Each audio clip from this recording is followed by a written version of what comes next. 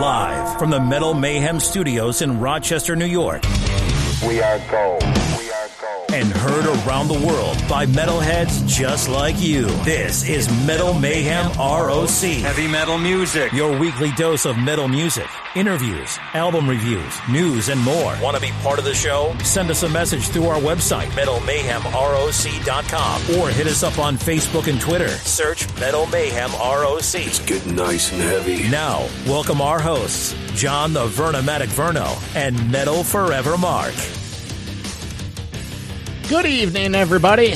I'm the Vernomatic, and welcome to this week's show. As always, brand new content drops every Thursday night. Visit the metalmayhemroc.com website. There you'll find direct links to Spotify, Apple Podcasts, Stitcher, however you get your podcasting content. While you're there, download past shows. Last couple weeks, we've had Nigel Glocker of Saxon was on the show, Roy Z from Bruce Dickinson and Rob Halford's solo fame. We've done some debate shows with Metal Forever Mark and I. So yeah, go to the drop-down box and check out some of the past product. While you're at the website, sign up for our weekly email newsletter. This is a way for us to stay in touch with you about show content, give you alerts about the Monday night live radio show that I host on thatmetalstation.com.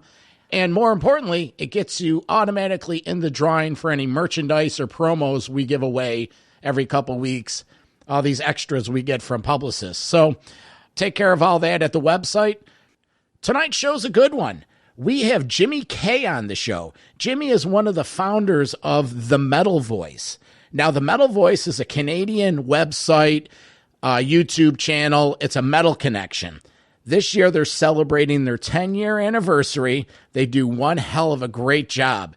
If you're not familiar with them, after this interview, you're going to be a fan.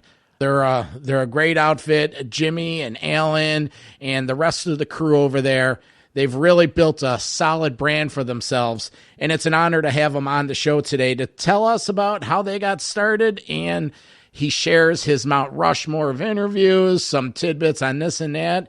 It's a fun interview. So that's what we have for tonight. My partner, Metal Forever Mark, he's in the Metal Lab putting together research and interviews on future content. He'll be up in the studio in the next couple weeks. Tonight's show sponsor is Freedom X Hand Sanitizer. Hey, we may almost be vaccinated, and we are tough metalheads, but even we need some extra protection out there. So we're going to hear from Freedom X, and then we're going to talk with Jimmy K of the Metal Voice. For Metal Forever Mark, I'm the Vernomatic. This is Metal Mayhem ROC. As always, we thank you for listening, supporting, and always remember, folks, keep it heavy. Hey, friends of the Metal Mayhem ROC podcast, Vernomatic here, inviting you to get those horns up and to join us live Monday night, 6 to 9 p.m. Eastern Time for Metal Mayhem ROC Live. We crack the vaults open and play the best of the metal from the last 50 years. Get in the chat room, meet other bangers from around the world, send me a request, and I'll get it on for you. That's Metal Mayhem ROC Live with me, the Vernomatic, Monday nights, 6 to 9 p.m. Eastern Time on thatmetalstation.com. Attention metalheads, we all want to return to concert venues soon.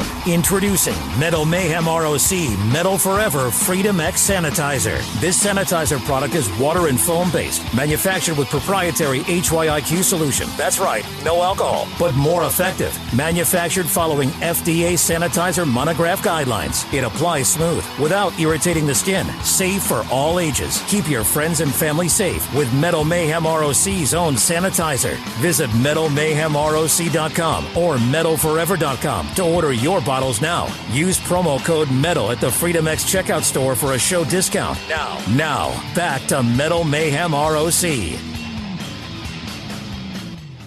Hey, listen up.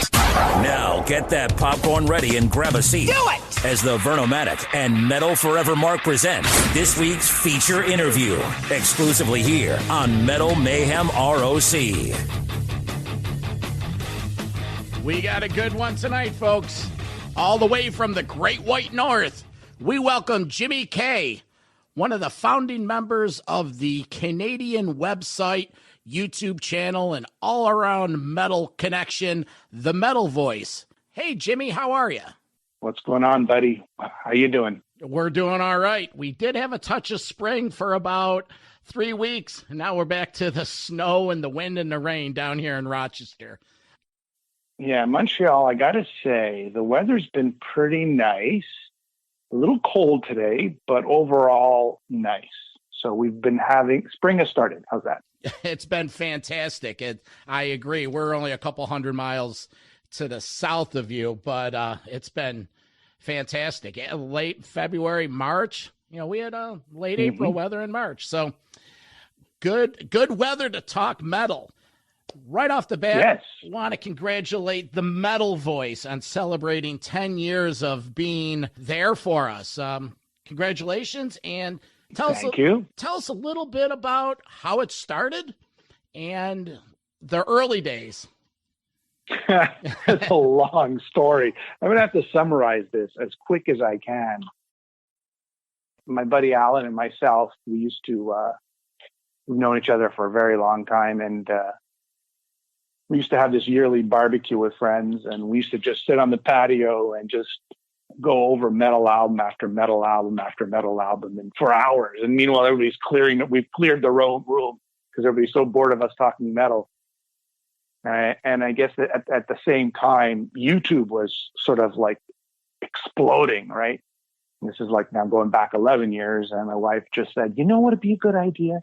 If you guys just did a YouTube show talking about metal albums, because nobody at that party wanted to listen to us, but maybe there's other people in the world who do.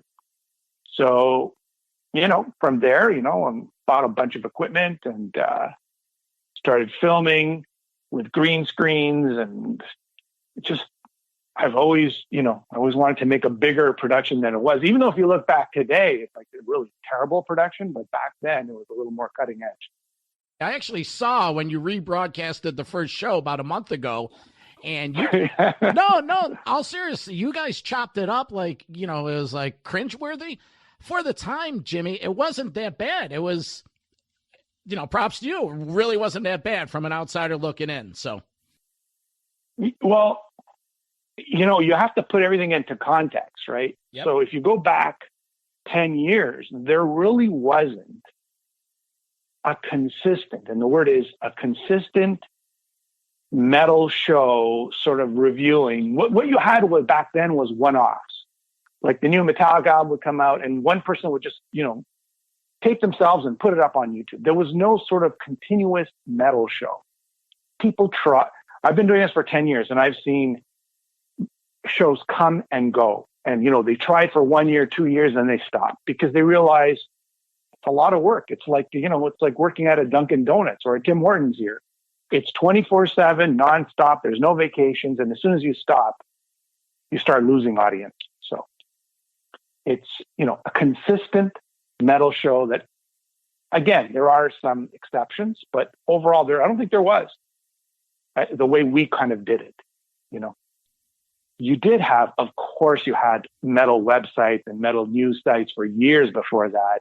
And there was radio, and the internet thing was happening as well, of course, like your show, like podcasts and radio and community. I mean, back when I was a kid, on our regular radio at night, there would be the show called the Metal Files. And, at 11 o'clock on a Friday, you'd listen and they'd play like King Diamond and Merciful Fate and, Armored Saint. So, I mean, it always has been, but in a different sort of medium. I'm talking about YouTube now. Mm-hmm. As a new medium. It was just trying to find itself, YouTube. What's the meaning behind YouTube? How can people use this? Can you do interviews on YouTube? I got to say that. And as the years progressed, we started off doing music reviews. Then we said, you know what? Saxon's coming to town. Why don't we try interviewing Saxon? As a just sort of like, I don't know, I send out an email to the label, whoever it was, I don't remember. And boom, there you go. We got an interview. So then, I bring the cameras over to the site and we do an in-person interview. And then Skype started taking off. And I started thinking, you know what? I'd like to do a show where the image of the person is there, and we're interacting with that image, kind of like CNN, right? Or those Sunday brunch panel shows that they have on TV, where you're interacting with the people on video. It's not just an audio element, but there's a video. Sure. And oh my God. And that's kind of like what we did. We're talking about like 9 years ago. Now there wasn't even a Skype recorder back then. If you really want to get, there was these cheap ass Skype recorders, recording the video portion of it. So what we had to do is film the TV with the picture on it and sort of Skype that way, even though Skype did exist, but it didn't exist in the way we have it today. I don't know if that's interesting to anybody or not, but that's more of a technological thing. Like today, you go on YouTube and you could see these Zoom videos and people interacting visually with each other. You didn't have that back then. I wanted to create that. And if I showed you pictures of what was going on in the background, you had cables and, speakers connected to cables to big TVs and, the picture going on, just trying to recreate that sort of news.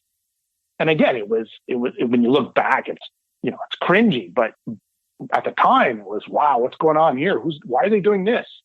Well, yeah. Well, sure. You look back at anything from the beginning, like 10 years later, you're like, oh my God, it was so primitive. But back then, you're right. It was quote cutting edge. The only time you saw something like that was on network news, where they have a little satellite feed in, and they would have a still of the person, but the audio pumped in. And it wasn't only from our perspective; it was from the artist perspective. Artists are probably the least technology savvy people. They concentrate on music, they concentrate on audio, but they're not into Skyping their faces. There were a few, don't get me wrong, but as a general rule of thumb, back then they weren't used to that sort of technology where they're going to Skype in their interview with a video feed. So there was a lot of coaching the artists too. So it was a big job. But it was worth it. It was cutting edge, I guess. So you start the show and you start doing the YouTube. How quickly did the technology and the advancement of social media and all that escalate the brand? Well, I'll tell you this. I uploaded the first Metal Voice episode, I think February 2011, sometime there. And you think, oh, wow, I got my video on YouTube. Now I'm going to be a big star. And the reality is I went to check the numbers, and there was probably like maybe one hit. And that was my own, probably. So the reality is, just like a podcast, you do a podcast, you think the world is listening, but you got to work for it, and you got to work hard, and you got to, do everything you can and use every tool to, make it work and to spread the word. And it's not an easy job. It's tough. And that's why so many have dropped off. In this 10 years, I've seen so many people drop off because they have kids, they have families, they have divorces. And this is you've been doing this for years now yourself. Yeah. You know that, if your arm hurts or you have a fever, you got to keep going, right? Someone's got to keep going, I guess. Oh, yeah, and it's just like, it doesn't, no difference if you open a pizzeria or any other business. That's right. You gain one new customer a day. You may gain 3 customers, but you're losing 2. And you just have to expand the brand and work at it. And let's admit it, Jimmy, a lot of this is a labor of love. I don't see how... yeah, absolutely. Let me ask you this. What kind of monetization is the Metal Voice outside of merchandise generating? It's just the brand. Well, not much. Yeah. It's just, it's just enough to keep the lights on. That's what I just tell everybody. It's just keeping the lights on. And if you could keep the lights on, and then after that, it's all good. As long as you're not losing money. And it's expensive. Don't get me, like people don't understand that, but you need a new computer, you need a new video camera, you need a new mic, you need a new light, and it's not cheap either, right? You want to, the shittiest webcam, well, you're going to get the shittiest feed, right? So you have the shittiest internet, you're going to get the shittiest feed. So It's expensive. So as long as you keep the lights on, that's all good. And that's kind of what it's been. There's no money to be made, and if anybody tells you there is, they're lying. Let me get back to one point. Sure. And I think it's a very important point. And I want people to understand this. It's a pizzeria thing. There are two types of success in business. One that you sort of, let's say you started a pizzeria and it suddenly explodes and you're the biggest pizzeria in the world. You were at the right place at the right time. There was just some sort of magical connection and it just exploded. Mm-hmm. There are some YouTubers who they put out their first video and they just happen to do the right thing at the right place at the right time. And suddenly they're overnight sensations. Then there's the rest of the world.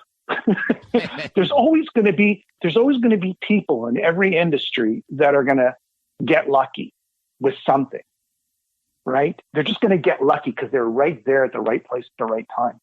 And the rest of the world, that's the 99% of us, have to work for every like, for every subscription, for every advancement. We have to work hard at it. And that can be applied to not only YouTube, but just in anything you do in life.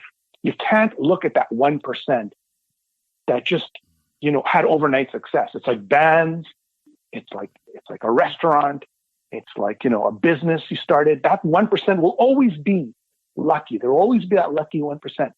It's what you do when you're the 99. It's about expectations. You have to live in the one like at a time, one customer at a time, one follower at a time, and you go from there and you build from there. Does that make sense? Oh, I subscribe to that 1,000%. It's the one-hit wonders. There's nowhere to go but down. If the old model building, like when bands used to, the progression. Yeah. First album, third on a bill, second album, maybe by the third you're headlining. And when you're building the consistency of your brand, you get better all the way around. And that's how you end up doing it for 10 years. And that's how you end up being, a leader in what you're doing.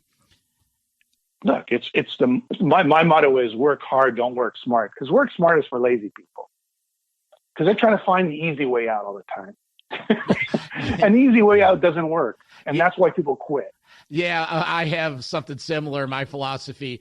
If you're looking for a shortcut, shortcuts are fine, except what happens when you take a shortcut? You end up getting lost. If you just there you go. If you just do what you're supposed to do, work hard, do the right thing, 9 times out of 10, it's going to work out, and you do it the right way. We're talking with Jimmy K. He's one of the founders of the Canadian website and video YouTube channel, The Metal Voice. So when I'm looking at The Metal Voice, the lineup you have here, tell me about the cast of characters you have here. Well, it's a big cast, and I'll just try to summarize this, okay? It started with me and Alan. I guess I've always been the guy, sort of the quarterback of the whole thing throughout the 10 years.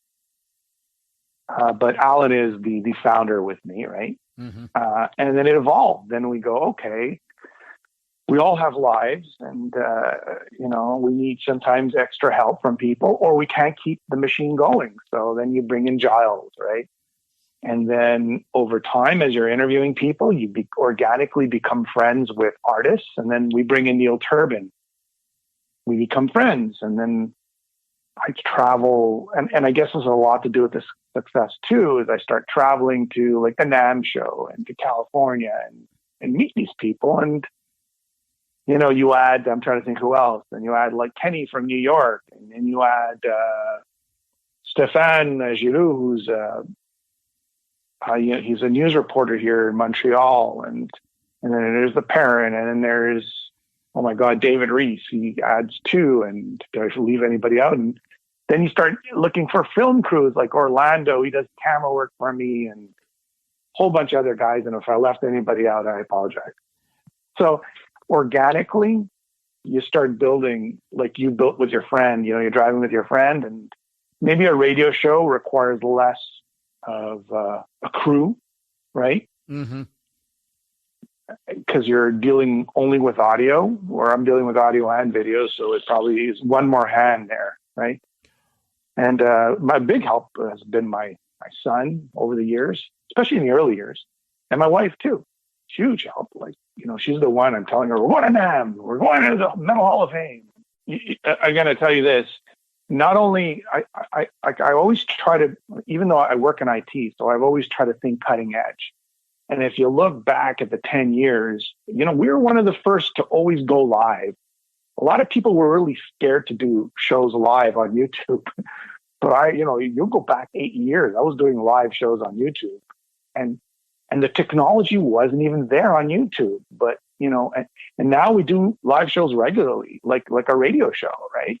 So my philosophy in life is evolve or dissolve. If you don't evolve and you consistently evolve as a person, as a product, or in any industry, you will dissolve. People will, there's just so much mind space. There's just so much time. We're not fighting for money here. We're fighting for people's time, to take the time to watch our show. And if they're going to watch a show, you got to make something entertaining. And you know what? I'll be the first to say, sometimes you win, you miss, sometimes you hit, right? Like, not every show is going to be great, right? But you try to make it more hits and less misses.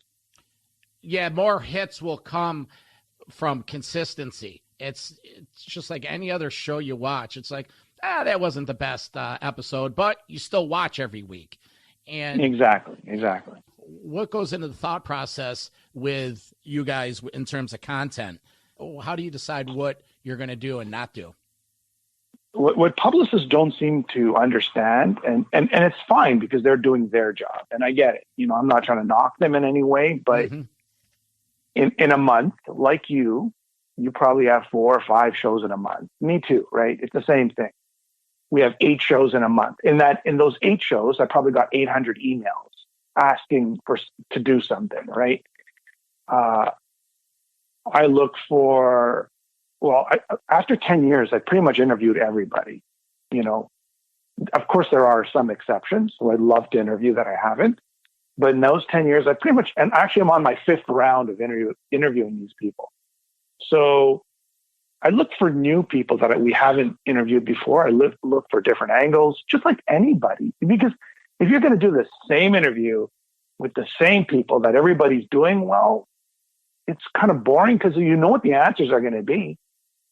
It's not like in the olden days where you had, a local radio station would do an interview, but in Montreal, but the people in Philadelphia never heard that interview or the answers, right? Sure. Because it's localized.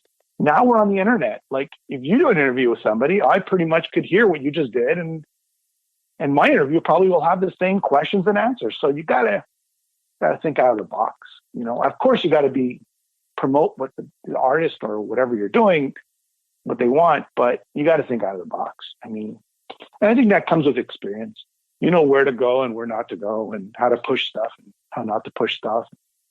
Look, it's not easy, man. There's like friggin' thousands of metal shows out there. It's not easy. No, it certainly isn't. And the flip side to that thought is, I'll do show research and I'll get on the internet and I'll watch these interviews. And that's right. And you know what not to ask. You take from, but then by the time I get to my interview, like you said, try to completely be out of the box. So I try That's right. And it's so boring. It's so boring for everybody. The people watching, the artist, and there's limitations. You can't just go overboard either on questions. I don't know. I think that comes with experience. I'm at a point, I think, in my life where I interview people where I pretty much say whatever I want to say. And otherwise I won't do the interview. Like, I don't care. Like, well, Jimmy, you got to admit, if you're the 5th time interviewing someone, that's the 5th time you've interviewed them, but now you guys are friends. You hang out with them, they come to town, right. You may not interview them, but you either meet them before the show, after the show, and you could bust balls. And it's just like, all right. That's right. So, and then that just turns into a more authentic presentation when the Metal Voice is doing it. For outlets like myself, where we're still gaining our chops and trying to distance ourselves from the thousands of other outfits out there, it's the know-it-all to not be like every other every other operation and try to, I'm not one big on longevity of an interview. If it's going to be 10, 15 minutes, let it be 10, 15 minutes. Sure, me too. A lot of times the publicist will say, yeah, like when we had a chance to talk with Michael Sweet, Striper, and the publicist is like, 15, 20 minutes at the most. And when my partner Mark was doing the interview, he goes, oh, Michael, I know you have to get going. He's like, nah, dude, I got all day. You gotta take your time. Well, it's the publicist's job to put a governor on it. So. Yeah, no, I agree with you, man. Michael Sweet's a great example of, he even when he does interviews, he's very aware of, he doesn't want to repeat the same thing in every interview. He's very aware of that, and he's not going to give stock answers either, right? Because it doesn't mean anything to keep repeating the same thing, right? It won't go anywhere. But there's also a danger of becoming too friendly with everybody you interview. That's the other side of the coin. So yeah, you're saying we hang out. All right, so now you're hanging out. You're good friends with these guys, and they put out an album that you can't stand. Then what? Let me tell you, it's a very tricky position where, they send you demos of their album and you really don't like it at all. And then they're hoping that you love it, but you don't. And you want to be honest and authentic. And what do you do then? What do you do? Have you ever been in that position where you're like, I don't know that, I think you missed it on this one, guys. Yeah, I do. And artists, they put their heart and soul in stuff, and their egos are fragile, and that's fine. And I get it. And I feel bad. And I warn everybody before they send me any demos. I go, guys, I'm just warning you right now. If I don't like it, I'm going to be honest. So don't be upset, And that's the downside of being friends with the people that you're interviewing. You've kind of lost now that, what do you want to call it? That honesty, right? Because now you're just sort of, and you'll see a lot of interviewers, once they become friends with artists, they will not say a bad word about anything. And they'll, because they want to maintain that. They're so happy to be in that world. Yeah.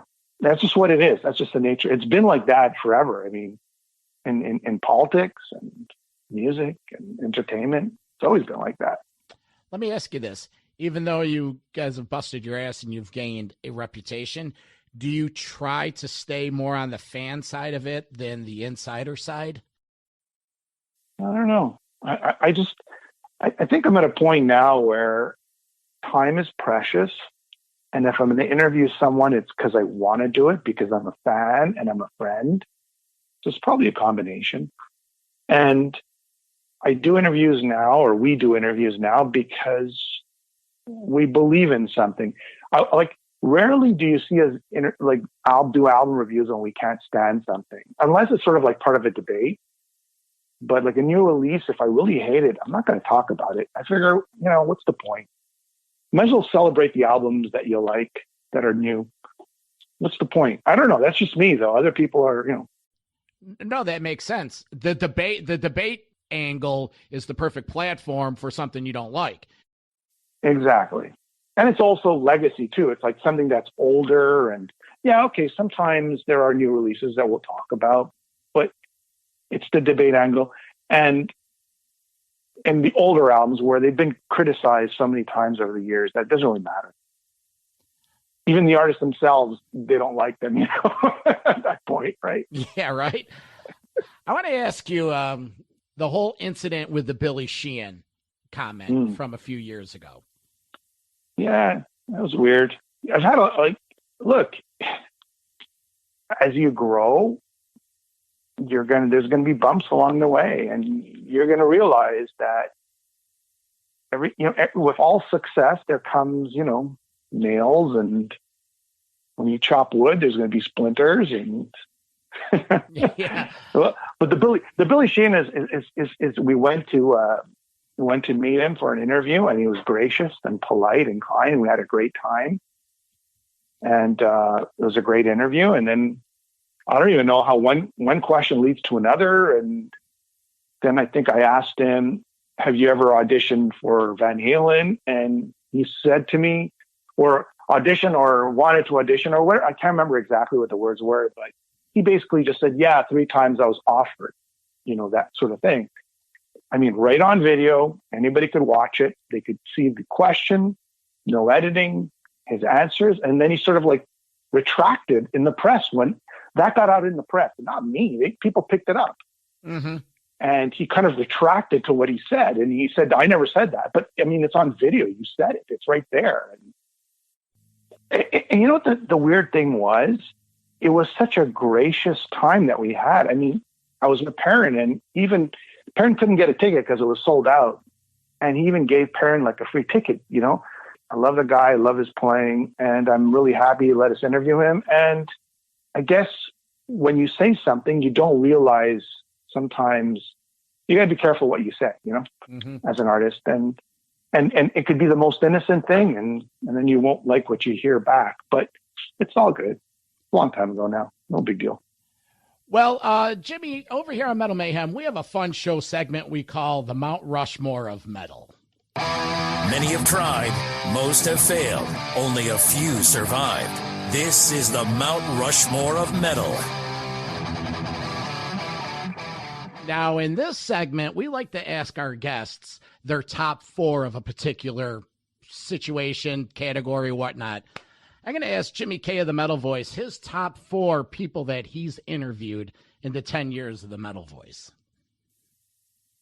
Oh, boy. I know it's a little, I didn't give you any warning here, but maybe 4 situations. Maybe it was you were somewhere, or it was just you got done with that interview. It was like, wow, that was something that I thought was going to suck that really turned out good, or something memorable.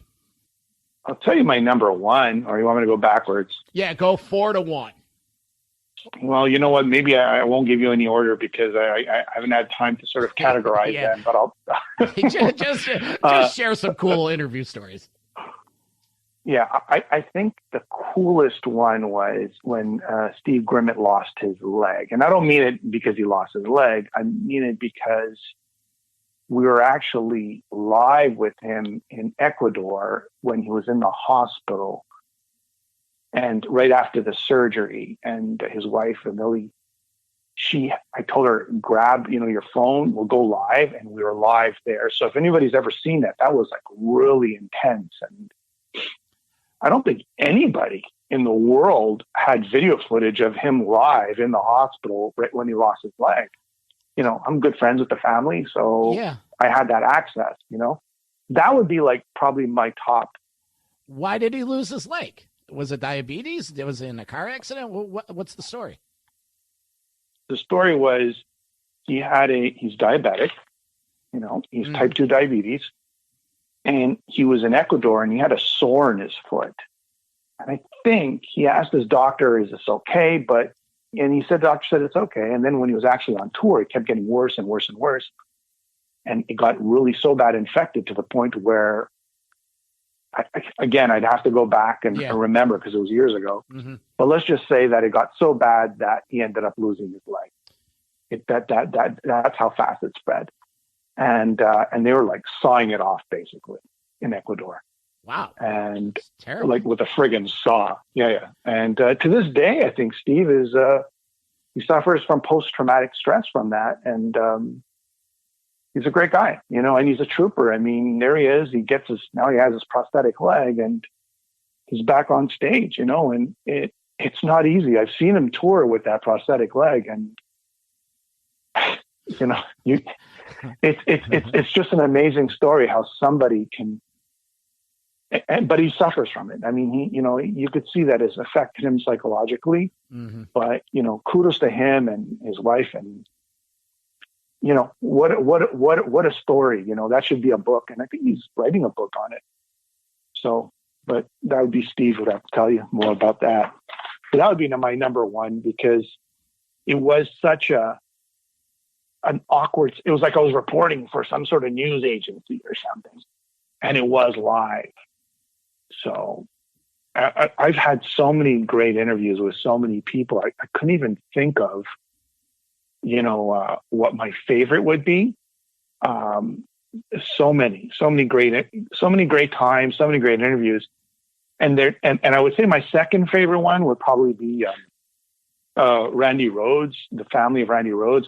Like, I went to California, and when I was a kid, and maybe you can relate to this too, I was always learning about Randy Rhoads. I remember when he died. I was following Ozzy as a kid, and this mystical school called the Musonia, where Randy taught and Rudy taught and George Lynch taught, and owned by the Rhodes family, and this mythical place. And I got my wife and I go, we're going to Musonia. Yeah. And we went to Musonia, and I spent time with his brother, and I spent time with his sister, and we talked, and we became friends organically. And it was great. And we did a whole piece, and it's on YouTube, called Rhodes.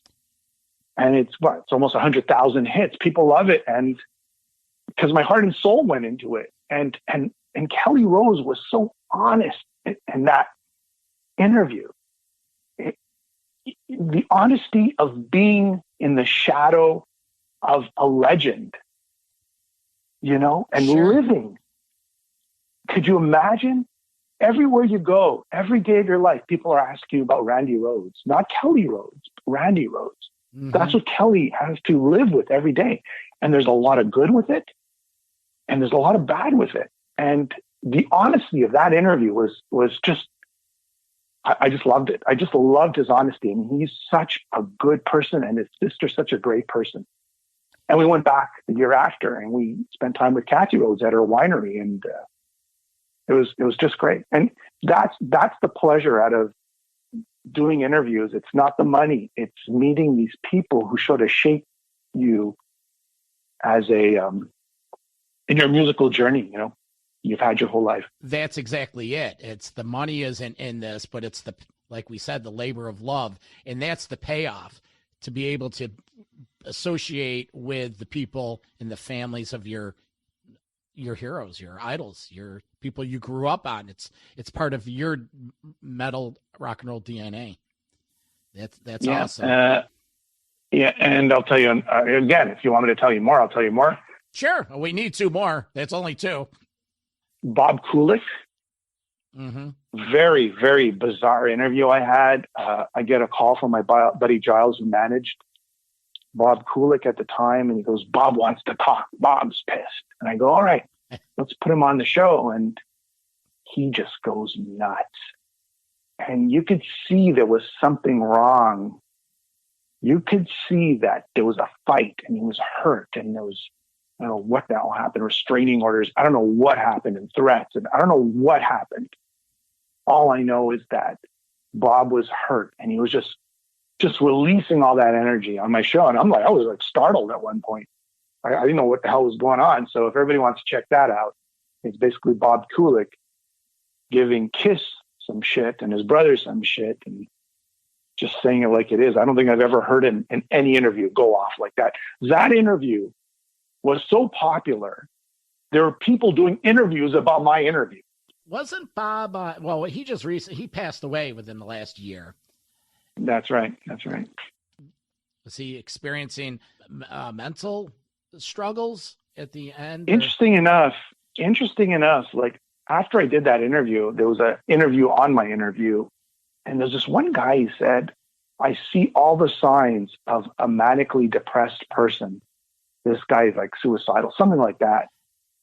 And there you go. That's what happened. Somebody just picked it right off. They could see the signs because they go, my father was like that. Yeah. And by no means any disrespect or talking ill of the deceased. No. It's I remember that whole situation. Yeah, but he's a funny guy. He's a funny guy. Any interview you get that you tried to get, never thought you would get, and you got? Oh yeah. There's a lot of those. I just don't remember. I think, God, there's so many. We're in the hundreds here. All right. Well, let me rephrase it. What do you think the biggest rock star quote interview you did? You see, that depends on the biggest rock star. Oh boy. I mean, geez, Adrian Smith, Steve Harris, Is that the biggest? I guess Steve Harris would be the biggest. I guess Adrian Smith would be up there too, of Iron Maiden. Mm-hmm. Was that with? Was that the new Kotzen Smith release, or was it before? It was actually about his fishing book. That's kind of the way you get these things. Yeah. On a sort of like right. You're not going to get it on Iron Maiden. They don't really do interviews when they're doing tours of Iron Maiden. They don't need to. No. But nevertheless, Steve Harris, probably the biggest metal. I don't know if there's a bigger metal guy than Steve Harris. I mean, I've done Paul Di'Anno like multiple times. I'm actually friends with the guy more or less, like considered like okay friends, right? Yeah. Blaze has had pizza at my house. I mean, he's eaten Chinese food at my house. I mean, Blaze, but Steve Harris would probably be one of the biggest. And Glenn Hughes. I mean, but there's a lot of people who interviewed Glenn Hughes. I think Steve Harris would be the biggest, I guess. Adrian Smith. Very few people will get Steve Harris. That was on British Line, that was on a British Line tour. So, but nevertheless, Steve Harris, right? Talking to Steve Harris. Oh, Dave Mustaine. That was a pretty big one. Some of those guys now, like you said, they don't need the press. They're not, No. So. Dave Mustaine was doing the Mega Cruise. And he needed the press, but he does very few people. And what just like bands you organically become friends with, press people and record label people you become friends with. So, and you do good jobs with them, and they go, okay, here's an opportunity for you, and there you go, right? That's just Dave Mustaine probably was one of the biggest ones. You won't see him doing a lot of press. You won't see him doing, but I interviewed him. I was shocked I was even interviewing him. Here's a little Vernomatic fun fact. I graduated high school in '86, and I went to school in Toronto for a year at Trebas Institute of Recording Arts. And, of course. And, I have a soft spot for Canada. Now, remember, this was 1986, so the U.S. dollar was really strong back then. And I went to school with a guy that I just reconnected with him the other day. He was Spike Audio from Kraken, and I really didn't know who they were back at the time, but we were fans of Anvil because, Rochester, New York is, 40 minutes over the Lake Ontario from here. And, we got metal on metal, and we were into – so I spent a year in Toronto, 10 months going to school there, and I lived right on Yonge Street. The name of my right in the Maples, which was on Maple Leaf Gardens. It was the apartment complex right there. I went to the Record Peddler across the street. It was a great time. And every band came into Toronto, and I saw, Jimmy, like yourself, we were in the heyday.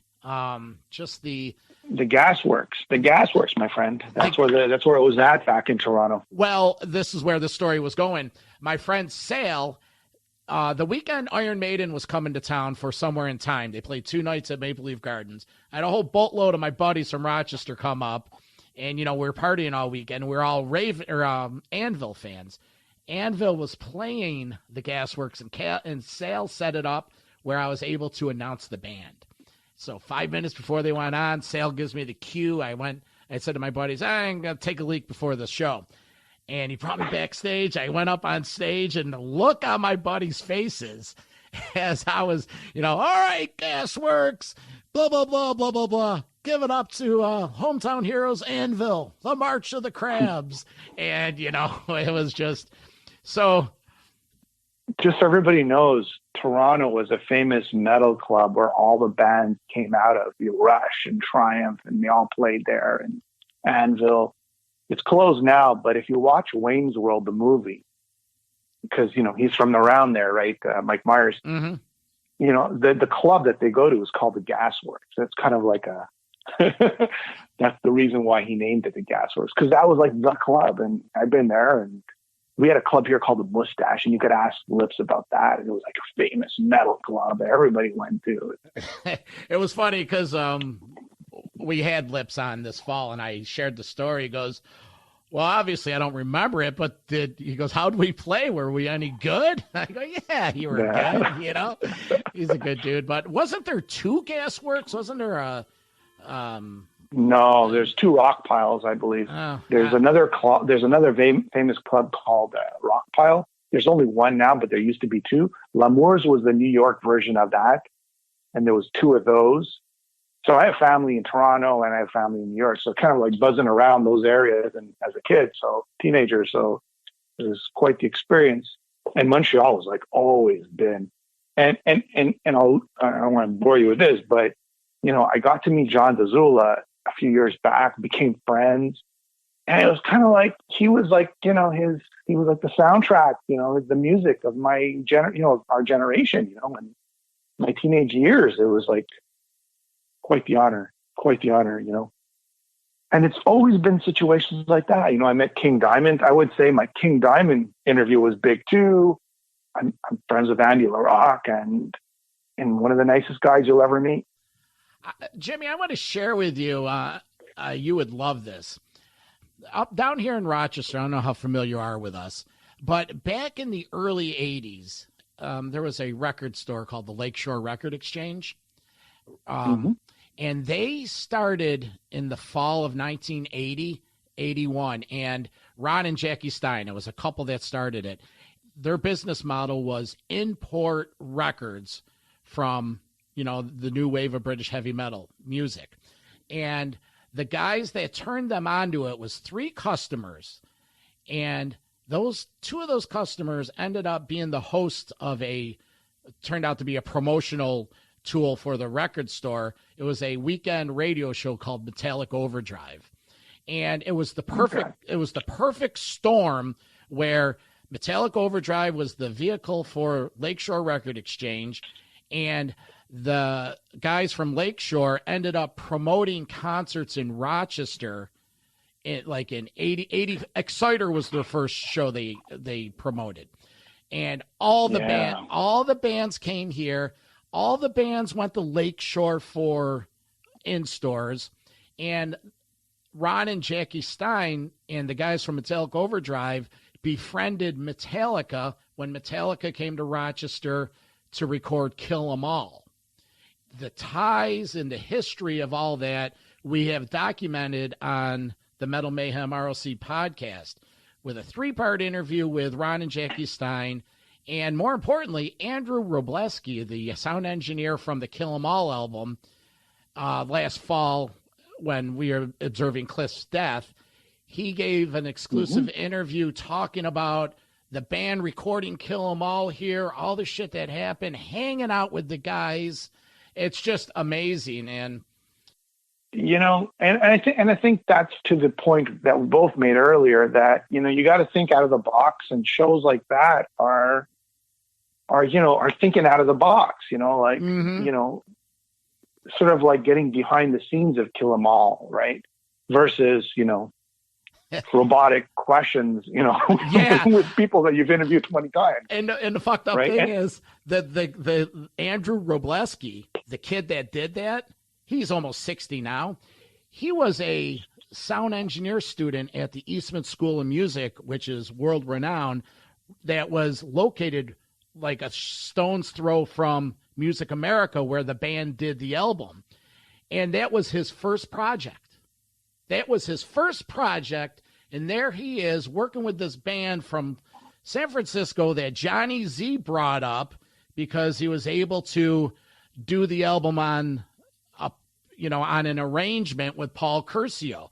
So, you know, all of these stories weave together that make up the history of metal. You know, it's just unbelievable.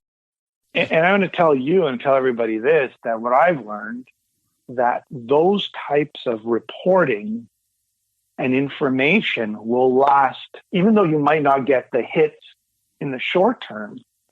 These kinds of stories are sort of like historic documents where other podcasters, when we're long and dead, will use this information and think, wow, I've discovered this information, and now I'm going to put it in my book, or this is the content. This is like the library that we're building today. This is our library, YouTube. or podcasts, you know, Yeah. that people will be using in the future. Because again, you know, that's thinking out of the box, and that's real content. And from my experiences, when I do things like that, like reports, and like we did an interview with Max Norman, we went behind the scenes of, you know, Blizzard of Oz, Diary of a Madman. That kind of information will live for generations, unless YouTube shuts down and the content disappears. But that is the information that will live. And maybe it won't be 10,000 hits today, but you know what? It'll be 10,000, 100,000 in the future. You know, that's what I strive to do. It's because that's what I want to hear. You know, it's the same like yourself. Yeah, we're in a minority, though. The reality is we're in a minority. I know. We're the same guys that when, you know, Def Leppard comes to town, you want to hear, like, you know, just do 1 and 2 That's in right. its entirety. But so. Exactly. We're, you know, the reality is, it's like when you watch Oprah Winfrey or any sort of talk show, is the bigger the guest, the more hits. The smaller the guest, the less the hits. That's just, you know, like this show. Like, does anybody really care about me? Probably not. But if you had Dave Mustaine on, the numbers would shoot through the roof, right? My point is, the bigger the guest, that's how TV works. That's how YouTube works. That's how anything works. You know, no, you're right, but it's rewarding when, you know, I put this together and I release it, and I'm always proud of what I put out, and I'll always get something from someone, an email. It's like, hey, man, that interview was so-and-so. That was really good. I really enjoyed it. Well, at the end of the day, it's passion. That, you know, it's all about passion. And me and Alan have always been about passion. When we, you know, do all these things, and all about passion, because it sure ain't the money, that's for sure. The brand is The Metal Voice, Jimmy K. You could find it, themetalvoice.com. You're on YouTube, all the regular socials, and we'll have all this on our show notes. Jimmy, thanks a lot for spending your Saturday with me. Yeah, thank you for your time. I much appreciate it. Okay, stay safe, friend. Talk to you soon. Okay, bye. Metal for life. Thanks for listening to Metal Mayhem ROC. Check out our websites at metalmayhemroc.com and metalforever.com for information on upcoming concerts, podcasts, archives, and all sorts of info. Please like, follow, and share with everyone, even your non-metal friends. Catch us next time on WLFE DB Radio.